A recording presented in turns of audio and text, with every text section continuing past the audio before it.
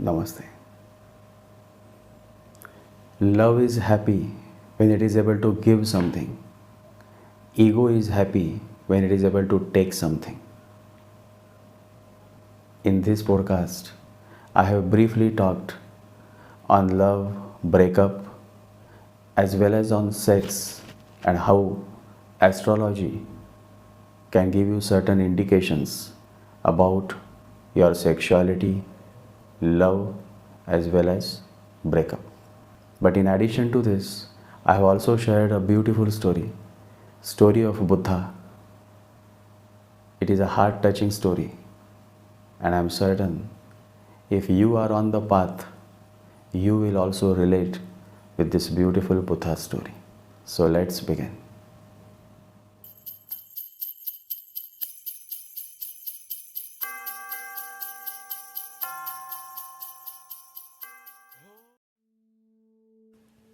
Sex and love are two polarities.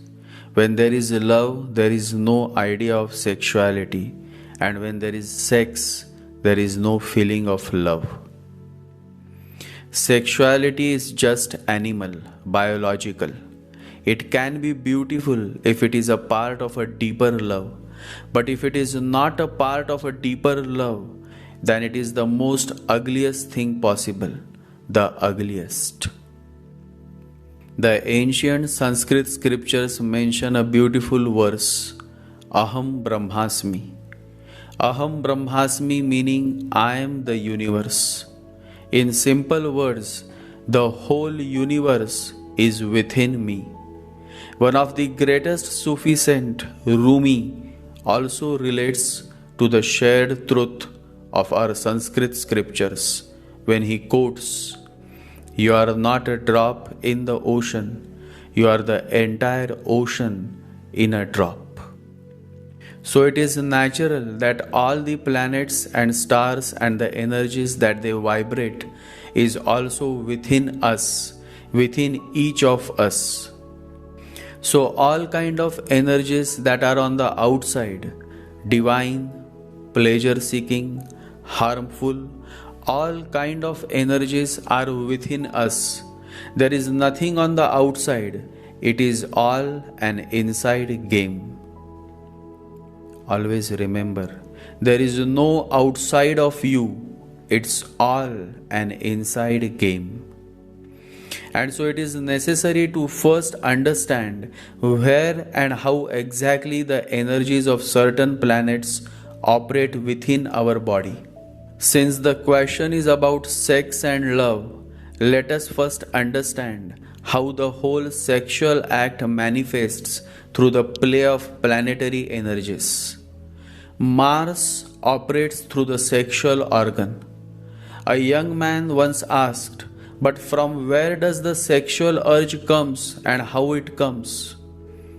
It is a deep question. Have you all anytime questioned yourself? From where does the sexual urge comes? Only if you are living with consciousness, then such a deep question can arise within your being. The sexual urge comes from the mind. The mind sends the signal to the brain. The brain functions and processes the signal to your sexual organ, and then the actual sexual act executes. And it all happens within a fraction of seconds. Mind is moon, brain is Mercury, and sexual organs are activated by the energy of Mars. So for just one action to complete, 3 planets are in play, but yet the action is not complete. It completes only when Venus comes in play. And where is Venus? Venus is in your sperm if you are a male, and Venus is directly related to your fertility and your periods if you are a female. So you see, just for one complete act of sex, whose goal may be to attain sexual pleasure or along with pleasure attain pregnancy, whatever may be the goal, but 4 major planetary energies are required. So the point is that no single planet can deliver a certain result. It always takes a whole combination of planets to deliver a certain result. Manifestation of your wishes is possible with collective energies of specific planets. Mind is by nature sexual, meaning bhogi, pleasure seeking. A yogi lives in the state of no mind, so the question of sex never arises in his being. As long as you are enslaved by your mind, as long as you remain a slave of your mind, you remain in the trap of sexual desires. The moment you slip out of mind, you experience love, pure love, with absolute no idea or thoughts of sex. People want children.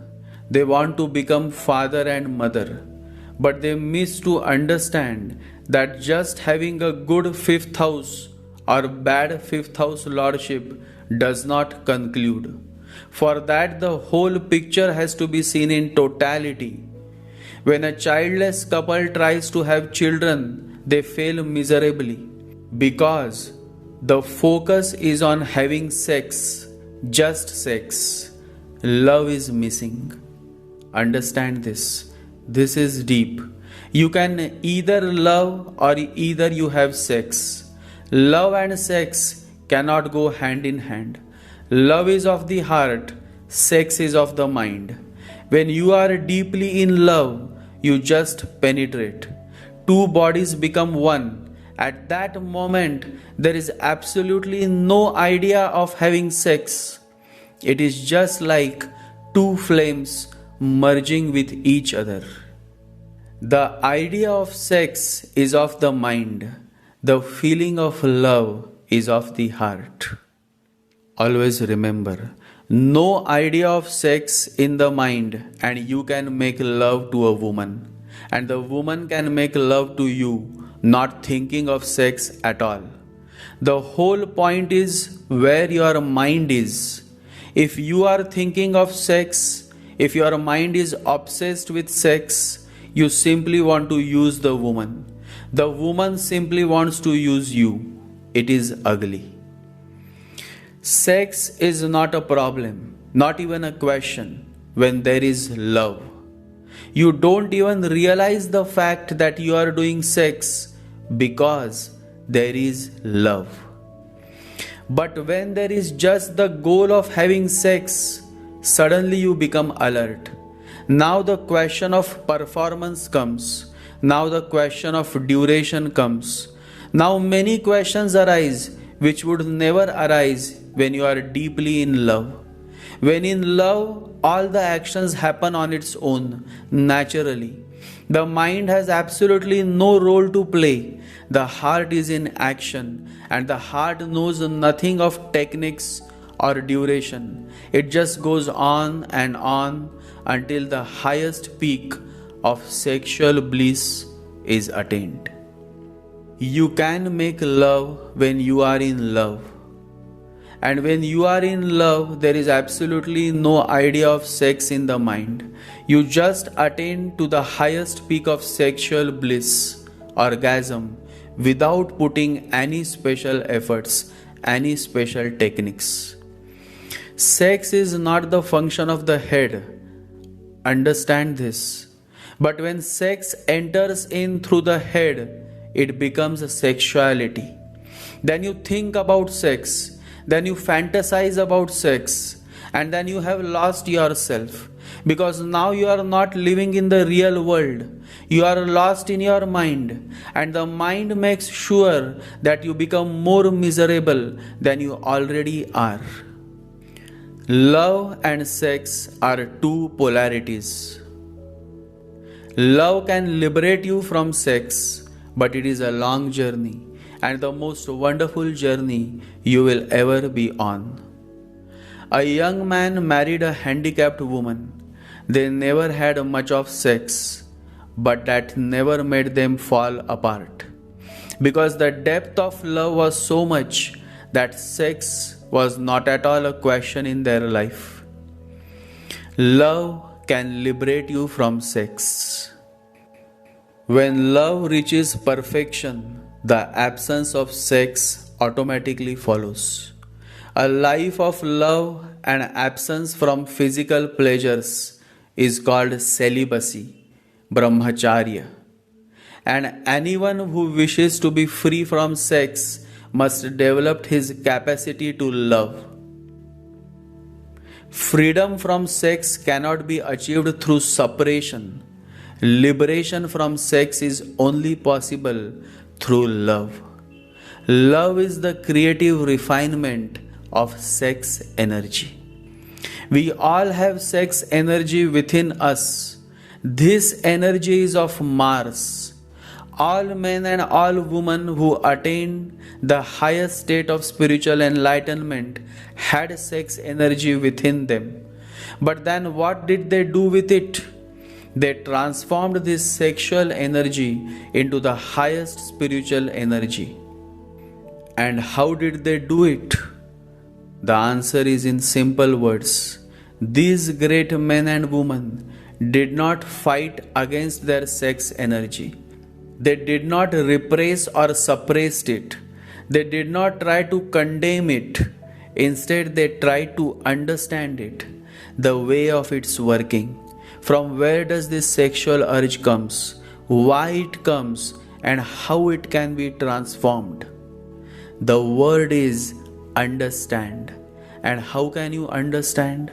Only when you don't hate this sexual energy that is in its lower form. Rather, you accept it and then you transform this sexual energy into higher love. It is necessary to remember that the meditative person can transform his sexuality without any antagonism, without any conflict. He is in deep friendship with all his energies, sexual or others. He is not in any fight. Why fight with your own energies? Love them, rejoice in them, and help them to transcend the lower forms, the animal forms. Let them move from the body towards the Turiya, the fourth. Sex is possible just for fun, for pleasure, but love is intense. Love is very intense.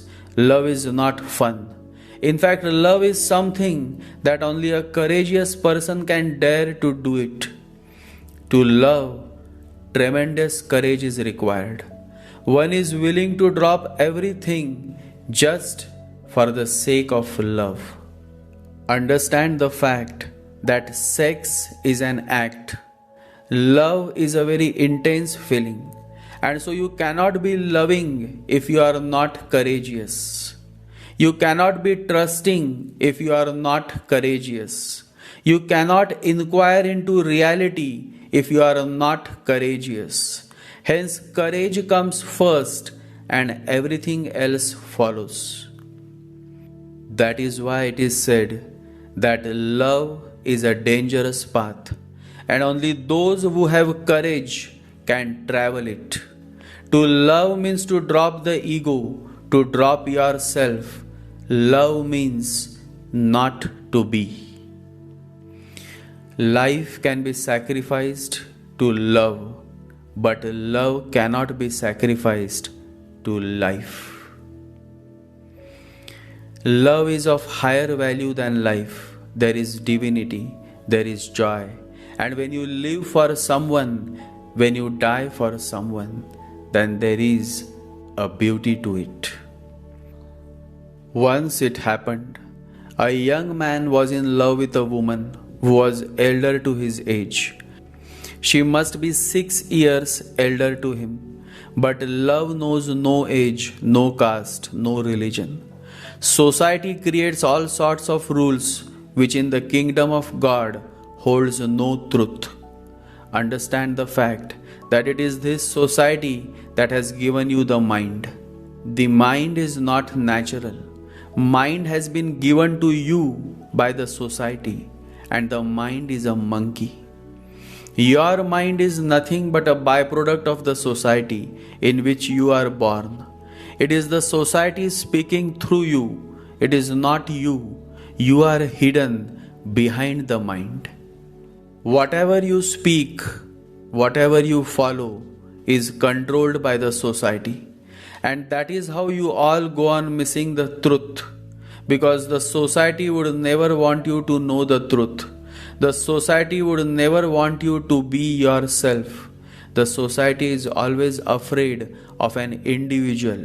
And so from the very beginning of time, society has gone against the greatest individuals that the world had ever known.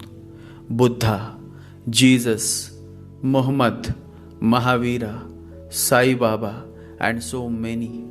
They all were troubled by the society of their times. It always happens. That is the way of its happening. People don't want to hear the truth because they don't want their illusions destroyed. Society loves to live in illusions. An individual loves to live in the truths. Understand the difference. The young man was an individual. He was a follower of his heart and he loved the woman. And soon love happened. They were deeply in love. They lived on the border of India, Pakistan. And one day, war broke between the two countries. And there was firing across the borders. The enemy was firing madly. The young woman suddenly got trapped in this round of firings. Her father and mother gave up all the hopes that they had. It was impossible for her to come out of the firings. She was trapped. Death was evident. But the young man came to know that the love of his life is trapped and there is no way for her to come out. And so he decided to jump. He just decided to go for it. For love, life can be risked. Life can be sacrificed. Her father said to the young man, "What are you doing? Are you mad?" Love is mad, and therefore love is beautiful. The young man said, "She is my friend. I love her more than myself. I will go and get her back." Her father said, "If you go, you too will be dead." The young man looked into the eyes of her father and said, "It doesn't matter." And he went to find her. It is very difficult in the dark, and there are hundreds of dead bodies all around. He looked, and in the middle of the night he returned, dragging his friend's body on his back. He himself was terribly wounded and was bleeding. The moment he reached his lover's home, he fell on the floor with the body of his dead friend. The father of his friend burst out in tears and said, "I told you not to be foolish. I knew she was trapped and there was no way for her to come out. We had accepted the fact that she is going to be no more with us. But what have you done to yourself? Your friend is dead and you are also dying." The dying man opened his eyes and he said, "But it was worth it, because when I went there, she looked at me and said, 'I knew you would come.'" For love, life can be sacrificed. It is worth it.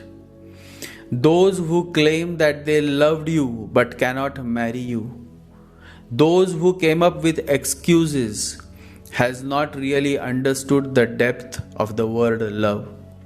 They have not really loved you in the true sense. Always remember, love is not if or because. Love is anyway and even though and in spite of. It is an irony that the society dictates you that just to survive, sacrifice everything. Just to be alive, sacrifice everything. But then what is the value of such a life? It is simply worthless, a living body without a soul. The word friend itself is very deep. It is more than family. Always remember, and I say to all my followers, you can sacrifice and not love, but you cannot love and not sacrifice. True love is selfless. It is prepared to sacrifice. When you are walking on the street, you offer help. You offer love to those whom you trust. Now some of them will express their gratitude. Some will resonate with your love. Some will relate with you. Some will offer back love to you in abundance. And some will bite you. Some will cheat you. Now tell me, and I appeal to all my followers, tell me whom to blame. There is absolutely nothing wrong with your karma. You are just a beautiful darling, the child of God, who loves, who shares love. Those who cannot understand, those who cannot relate with you, those people will condemn you, ridicule you, turn their back on you. And those who are utterly negative will stab in your back. The problem is not with you or your karma. The problem is with the other person who cannot relate to the depth of your love, your sharing, your caring. So let this be very clear that failure in love relationships has absolutely nothing to do with your karma. Always remember, love never fails you. Relationships may fail, but love never fails. Love is the very source of your life. No matter how many relationships break, you always have abundance of love within you, and so the journey of love never ends. One of the greatest Sufi saint, Rumi, says, embark on the journey of love. It takes you from yourself to yourself. We are born out of love, and when we surrender to love, our journey becomes a journey of bliss, a journey of peace. Lovers never surrender to each other. Lovers simply surrender to love. Always remember this. When true lovers meet and they fall in love, they surrender to love. They do not surrender to each other. They simply surrender to love that is blossoming between them. When you value the love that is between you and your lover, when you understand the depth of love between you and your lover, there is absolutely no question of fighting or arguing or doubting, because you have surrendered to the love that is between you and your lover. Doubt is death. You will doubt your lover because your love is not total. The moment your love has become a full moon, the moment your love has attained its totality, there is absolutely no question of doubting. Doubting happens when you become possessive, and possessive nature kills love. The moment you tend to be possessive, love ceases to exist. It is necessary to remember, love is not possessiveness. Many people think that's what love is. You possess somebody totally. To possess somebody is to destroy all possibility of love. Possessiveness is the false love. Hatred is better. At least it is true. And hatred can become love any day. But possessiveness can never become love. What is love? Once a young man asked. Love in simple words is that you are ready to merge yourself into the other. Love means the other is now important, that you can lose yourself in love. Love is total surrender. Now tell me, ask yourself, and I appeal to all my followers, ask yourself, have you ever fallen in love? And if your answer is yes, then my next question is, Have you surrendered yourself totally to love? Have you become a nobody? Because you can love only if you become a nobody. If you remain a somebody, then love cannot happen. Love is possible only when there is absolutely no ego, when you are willing to jump, when there is absolutely no mind, but only your heart. Only then love can blossom, can grow within you. And when love starts growing within your being, you no more remain a child. You mature to the point where you are no more in love. You are love. Falling in love, you remain a child. Rising in love, you mature. By and by, love becomes not a relationship, it becomes a state of your being. Not that you are in love, now you are love. And the moment you are love, the moment you become love, the question of sex does not arise. Because love is higher than your physical sex. And let me tell you all, love has the power to transform a stone into an idol. Now that reminds me of Amrapali. Amrapali was the most beautiful woman that the world would have ever known. She was born under a mango tree, and so her name was Amrapali. And it is a story of very old times. It happened that Gautam Buddha with his disciples arrived in her town. And Amrapali, her beauty, how to describe her beauty? She was so beautiful that even the greatest priest of any temple may forget all about scriptures and just dream of having her. She was so beautiful. And one day from her palace, she saw one young disciple of Buddha. And the young disciple was also a handsome man, but he was a monk, a very, very deeply engrossed monk. And she would observe him every day. And she thought that the monsoon season has started. So why not welcome the young handsome monk to her house? Buddhist monks during the 4 months of monsoon season don't move. They remain at one place. And so Amrapali, the most beautiful woman, welcomed the young monk. She said to him, "It is going to rain for the next 4 months. I would love to provide you shelter at my palace. Please come and stay with me." The young monk said, "I will ask my master. If he allows me, I will come." The other monks were present. And when they heard about such an offer, they became angry. They all rushed to Buddha. They said, "The young monk should be stopped. A monk staying 4 months with such a woman?" Buddha said, "You all keep calm. Let him come. He has not agreed. He has agreed only if I allow him. Let him come first."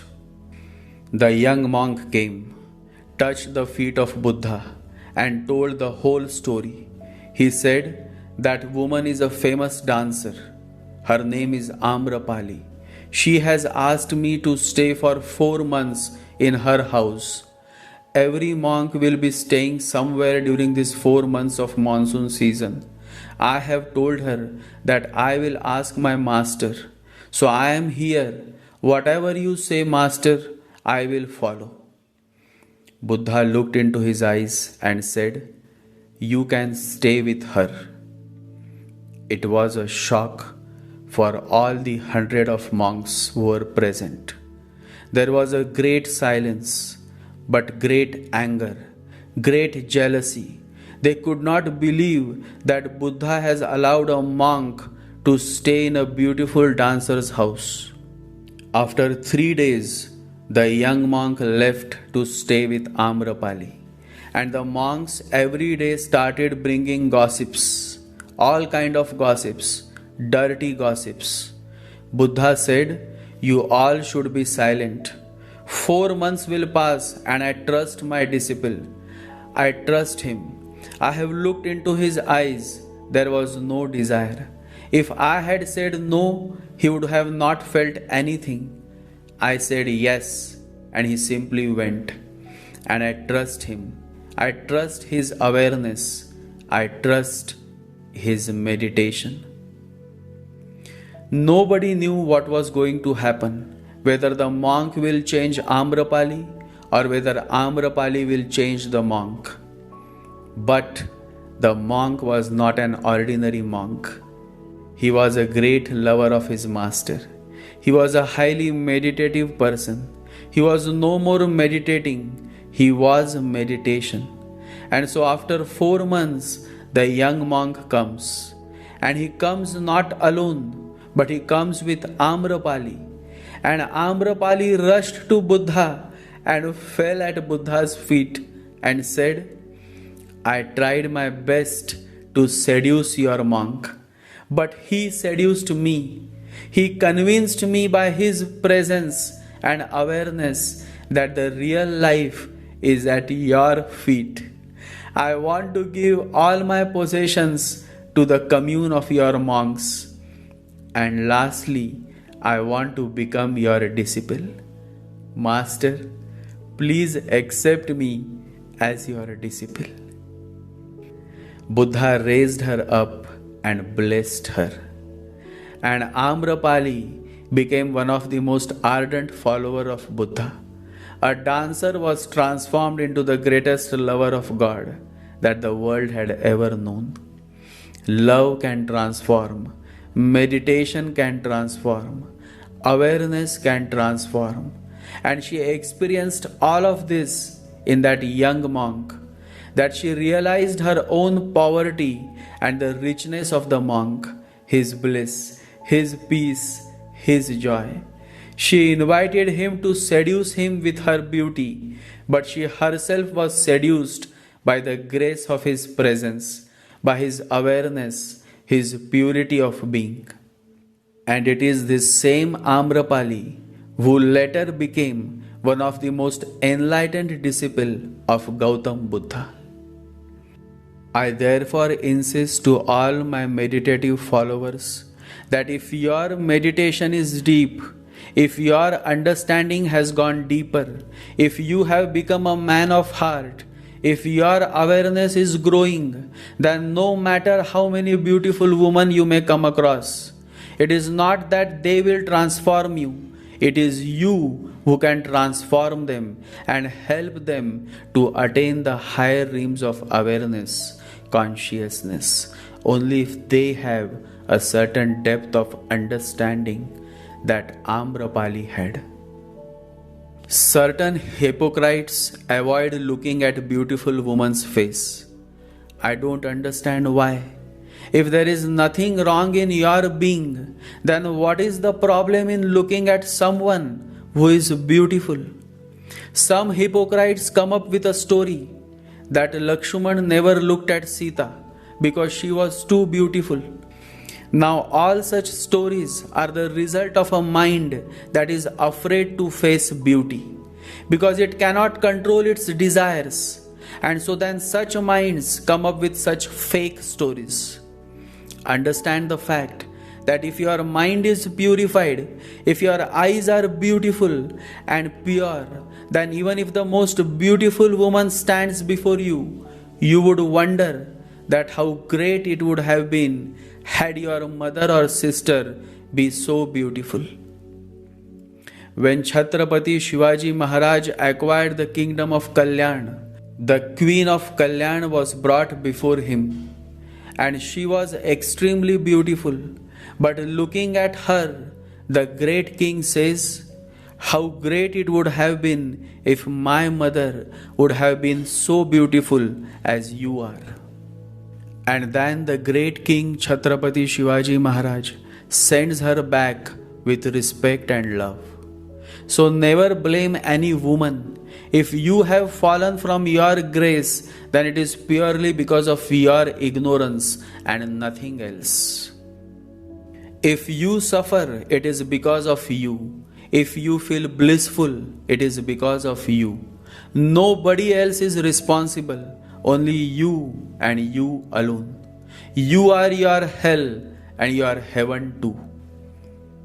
Love has no expectations. So when people say that my boyfriend ditched me or my girlfriend ditched me, then somewhere the love was not in totality. Because real love has absolutely no expectations. Once a great master was saying to a woman who had lost her lover. Her lover had abandoned her. She was crying. She was in pain. The master looked into her eyes and just asked one question. You loved him totally, right? She said, yes, very much. Then the master said, then that is all. You have loved, he may not have, but the final answer, the final truth is that you have loved, and you have loved him totally, tremendously, deeply, and that is what love is all about. Love has no expectations. If you have loved, then that is all. That is all that you should treasure all your life. Because the experience of falling in love comes not to all human beings. It has come to you. It has grown within you. You should not cry. You should not repress. You should be thankful, because true love is rare to find. It is indeed the greatest gift that one could have, one moment of love. Always remember, if you can be love, you have not missed anything, because a single moment of love is equal to the whole eternity of love. Only a man who can love can meditate. Only a woman who can love can meditate. So come you all. I know you all have been hurt. It always happens. A lovable person often is hurt many times in life. God always loves to test his fellows. Only the chosen one is tested by God. That is why I always say that those who are suffering, those who have been cheated, ridiculed, insulted, offended, such men and women are truly the blessed ones, because God tests only those whom He loves the most. Only when you are tested and you stand to His tests that you become His messenger, God's messenger, God's fellow, a God's fool. Always remember, God never uses anyone greatly until He tests them deeply. You all have been following this God's fool. So it means that sooner or later, you all too are on your way to become a God's fool. And how beautiful it is to be a God's fool. There is absolutely no head, no logic, no intellectualism, no idea of I am somebody. How beautiful it is when you take the back seat and let God drive your life. Let God drive your life. He can do more than you can. Always remember, one good reason we should pray, and that is God can do more in a second than we can do for ourselves in a lifetime. So you just relax. Unless you relax, there is no coming to the truth. There is no coming to God. You all find it difficult to relax because the mind never wants to relax. The mind is always wanting to do more, getting to somewhere, getting to something. But you all, my fellows, you all have to become wise and turn to meditation. It is only through meditation that you can control this monkey mind. It is only through meditation that you can make love. It is only through meditation that you can self-realize the true essence of love. But the first thing that you all have to learn is to relax. There is a beautiful saying of Jesus. What I am trying to do here is to get you to relax, to not be so preoccupied with getting so you can respond to God's giving. Sit down, close your eyes, breathe deeply, focus on your breathing, focus on your Lord's holy name.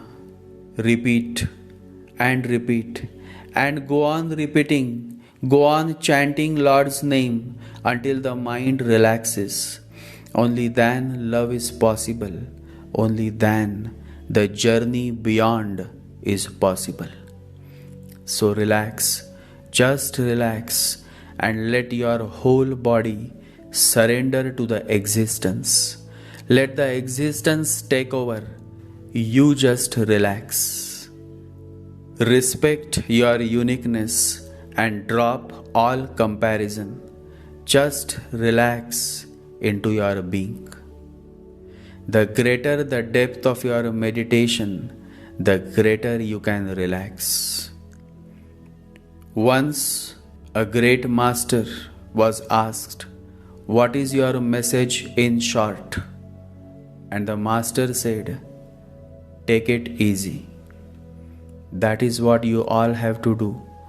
Take it easy, relax, and let life flow. The key to attain the highest stage of relaxation is through meditation. So meditate every day, and when you meditate, let there be no goals, no agendas, just meditate out of love. Love to you all. Jai Sri Ganesha, Jai Guru.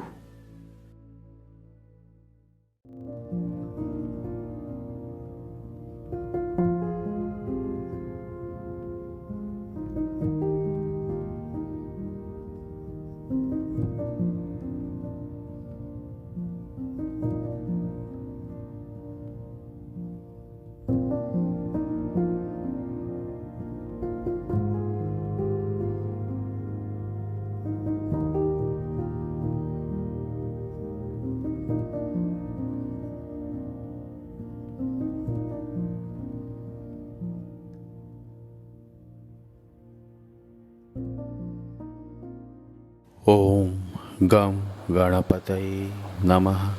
Om Gam Ganapataye Namaha. Om Gam Ganapataye Namaha.